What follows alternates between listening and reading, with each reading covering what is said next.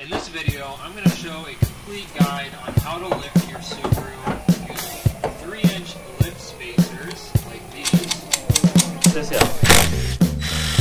I'm also going to show you how to set your camber using some camber adjustment bolts like these. While you can lift your Subaru using your stock suspension, I'm going to be the guinea pig here and test out these super cheap Maxpeedingrods Coilovers. These are going to stiffen up my car's suspension, eliminating body roll and making it a lot more fun to drive. I've had the old model of Maxpeedingrod Coilovers on my car for about 4 years now, and I'm going to show you guys some comparisons between the new and the old model of Coilovers. We're going to review these new ones and hopefully they're better than the old ones.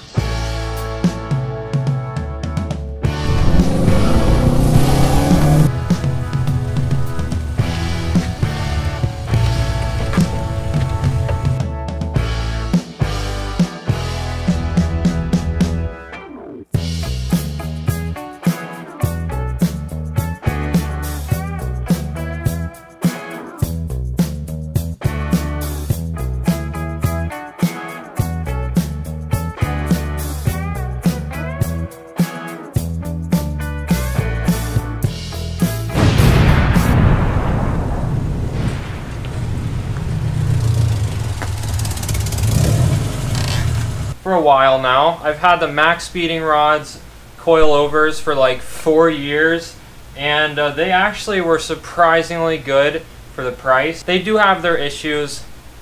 I'm going to show you those right now. Let's see if we can get this thing spinning. Dang, not looking good.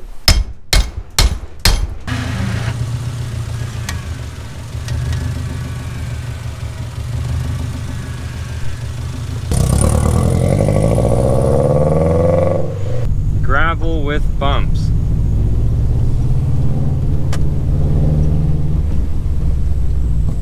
Yeah.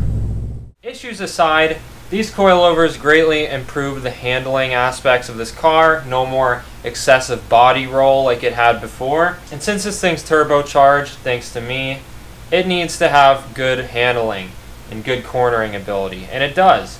But I'm hoping that these new Maxpeedingrods Coilovers fix the problems that the last ones had. So let's go ahead and unbox them and get them on the car.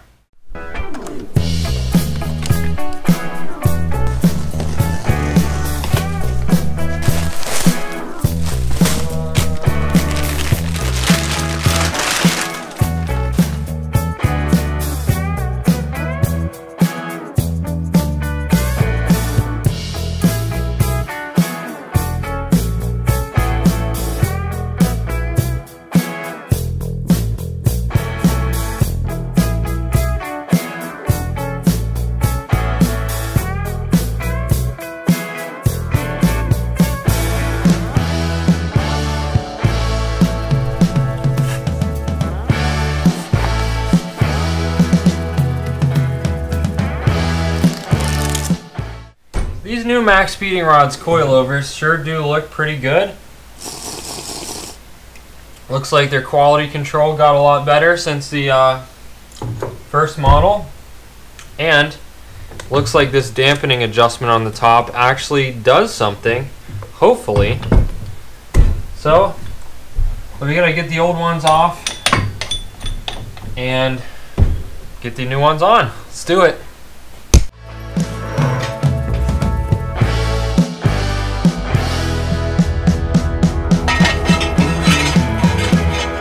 The old coilover in there, not looking too good. First thing first, wheels off.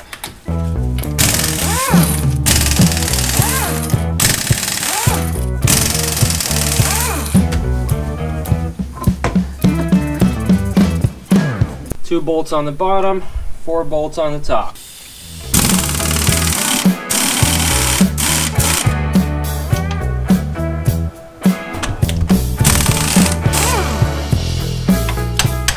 Alright, we got those 2 steering knuckle bolts removed, and then we just have the ABS sensor wire and the brake line holders to remove, and then we'll move up to the top. I just noticed something bad. Look at my freaking A-arm right there. That's a rust hole. That's not good. This is replaceable. That's gonna need to be replaced very, very soon. Here we have up here the top of the old coilovers. I had to install these 2-inch lift spacer blocks so that I wasn't lowering my car, because you got to remember with these coilovers, they're going to set your car lower than stock.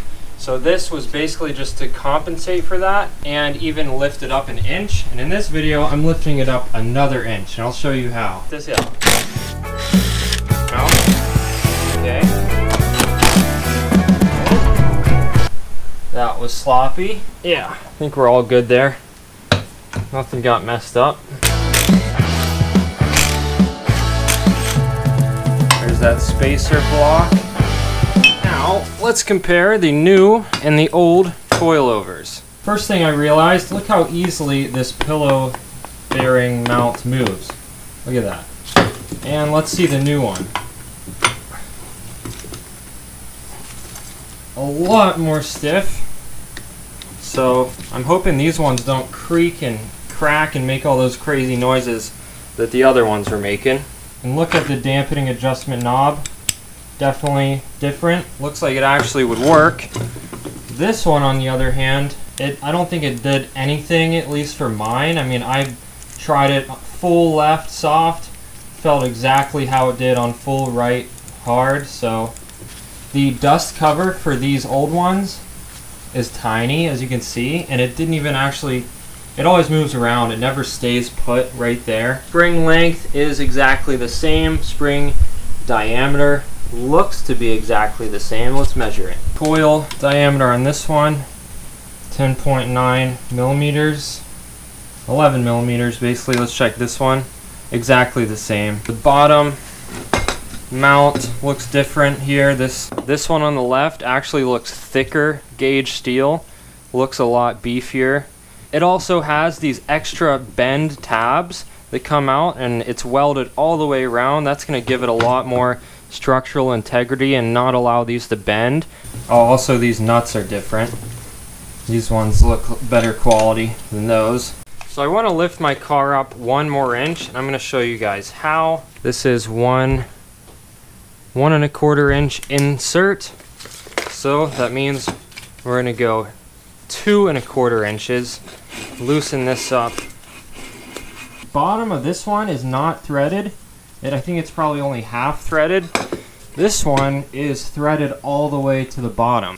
There we go. We're at exactly 2 inches of lift. Now we can tighten down this locking ring.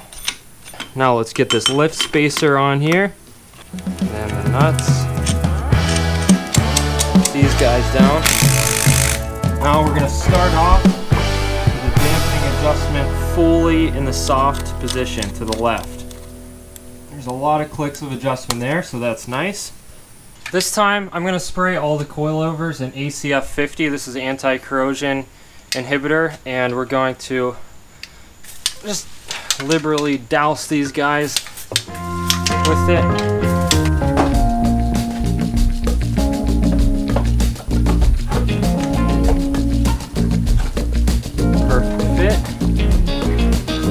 First things first, we're gonna go ahead and put these studs in. Alright, good to go. And back to the bottom.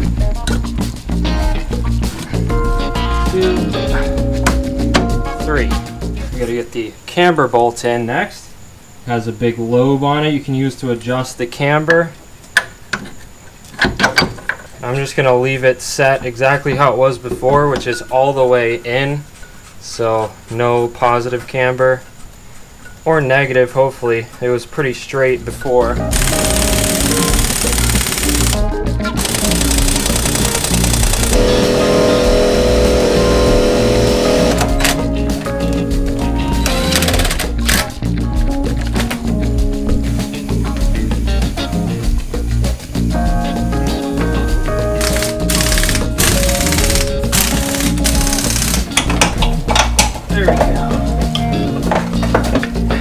Out with the old, in with the new.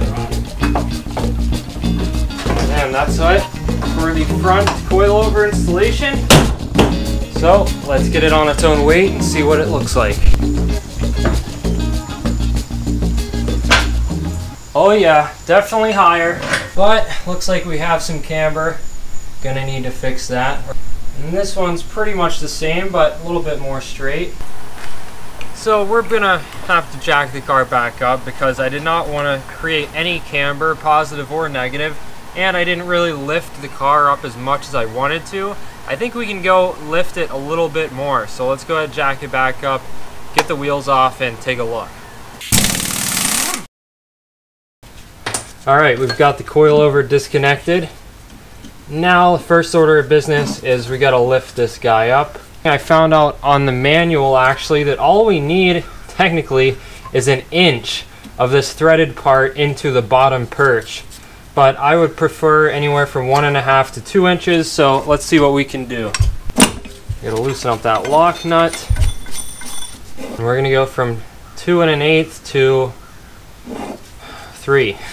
And now we're at 2 3/4. 2 3/4 gives us 1 3/4 threaded in. I'm comfortable with that. That's about as high as I want to go. Okay, now we can go back in and see what kind of camber, because every time we lift, that's going to give the car more camber. Freaking wishbone right here connects the A arm to this control arm, I think is what it's called, is broken. Don't know how long that's been like that, but it looks like a while. Wow. That's sketchy. Gonna have to fix that. Looks like.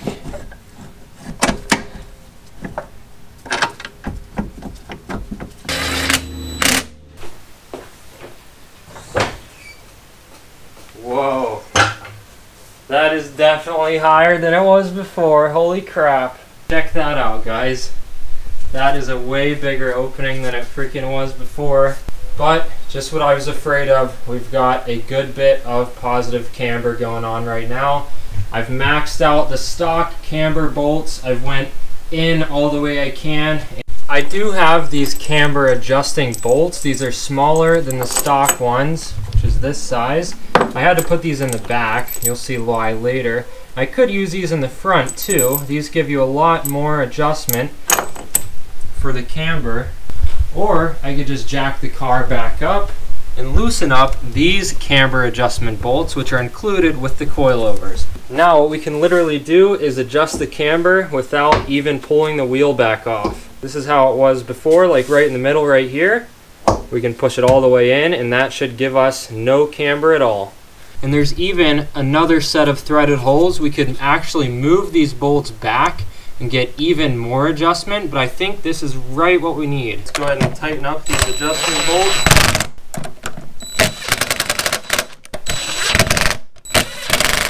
And we're gonna do the same thing on the passenger side.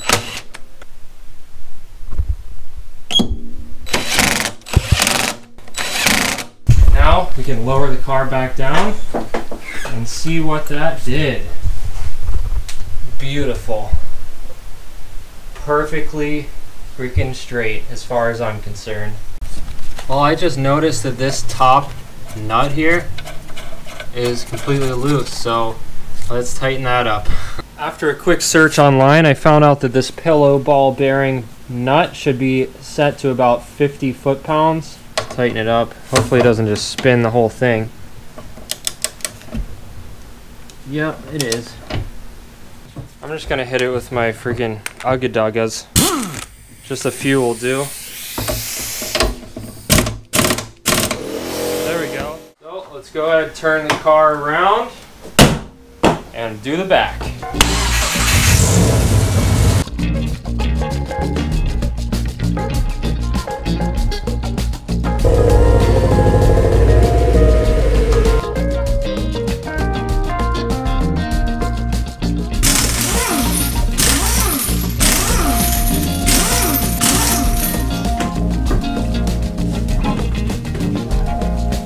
Okay, we've got the back tire and wheel off, and we can see the old rear coil now pretty freaking rusted up. Okay, let's go ahead and get this old coilover off.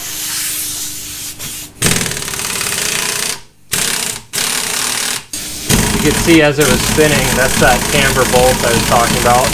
It was, as I was turning the bolt around, it was adjusting a camber. That's what it's made to do. There's the top one. The brake line's out. Now we just got to remove the top bolts and she'll come right out. Open up the hatch for these ones. Right under this cap and piece of foam. There it is, right there. Okay, there it is. This one was pretty loose too. Dust cover was up. And I think that's the reason, that's probably the main reason why all the oil leaked out. You can see just how black and dirty these things are. That's all the hydraulic shock oil that's leaked out. You can see it's wet right here. Yeah, these coilovers didn't have any more shocks left. It was just all spring. I noticed some differences between the old and new rear coilovers. Number one, you guys can probably notice, the spring on the new one is about 1 inch longer, so that's like 1 inch more travel. This one's 9.5, and this one is 8.5. So that's definitely an upgrade. Also, this top mount is a whole lot thicker on the new one versus the old one. Other than that, the differences are the same with the front ones. So let's go ahead and get this new coilover on the car. All right, ready to go up and in. The old ones were 12. Okay. Okay, bottom bolts tightened up. Now we just gotta tighten up this top camber adjustment bolt. Brake disc with a little bit of brake clean because I was touching all on it with greasy hands. And the wheels going back on.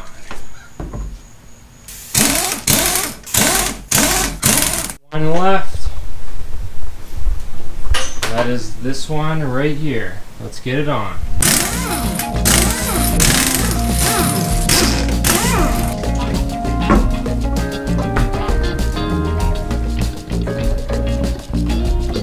And here we go with the new one.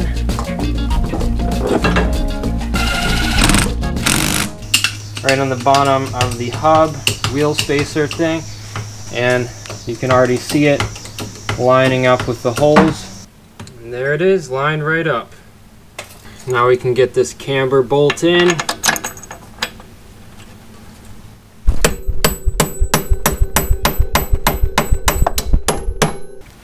Okay, and to adjust the camber, all we need to do is turn these bolts. So we're going to turn the bottom one to the right until it gets tight, pushes all the way in as much as it can inside, and then we're going to do the same thing on the top one. And that's about all we can do there with these camber adjustment bolts. And now we can go ahead and tighten up the nuts. We're pretty much done. Make sure we're on full soft. Yep. Cover this back up.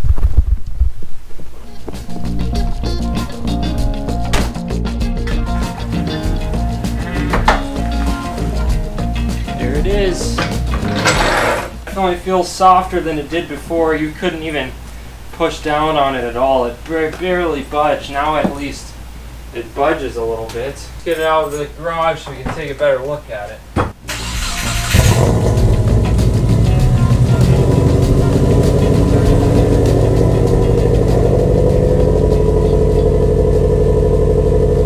Outside, and I can already see that this back right wheel has way too much positive camber.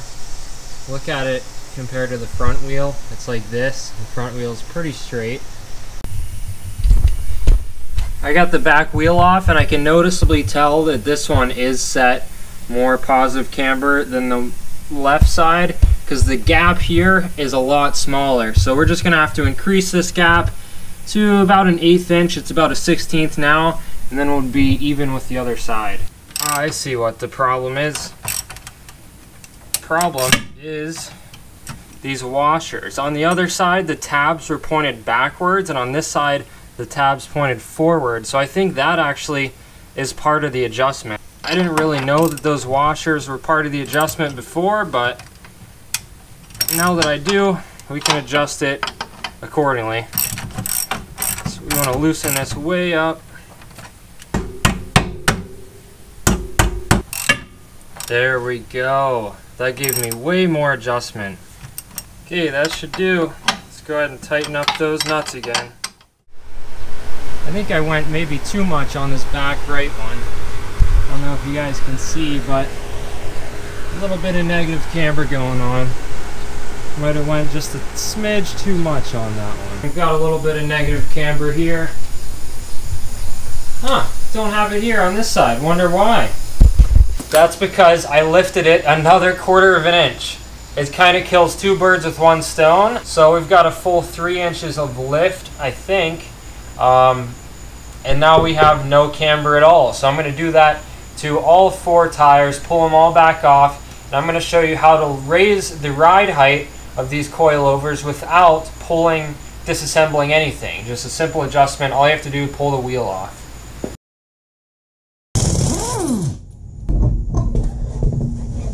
Loosen the lock nut on the bottom. Turn this nut to the right, and the bolt comes out of the nut, lengthening the whole thing. So we're going to keep turning this until we've got 1/4 inch of lift. There we go. That's exactly 3 inches. So now we're going to tighten up this lock nut again. And there we go, fully tightened, fully adjusted. Now we can get the wheel back on. And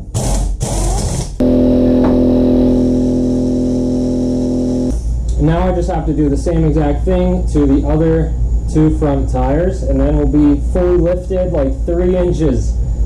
That's the max you can do on these Subarus without major changes, and I think that's good.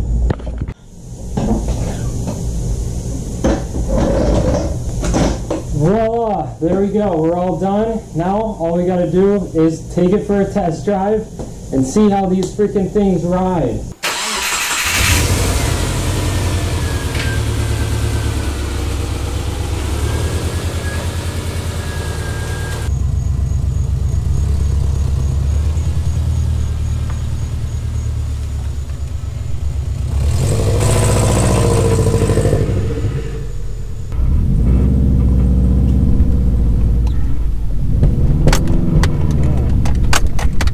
Weird noises there.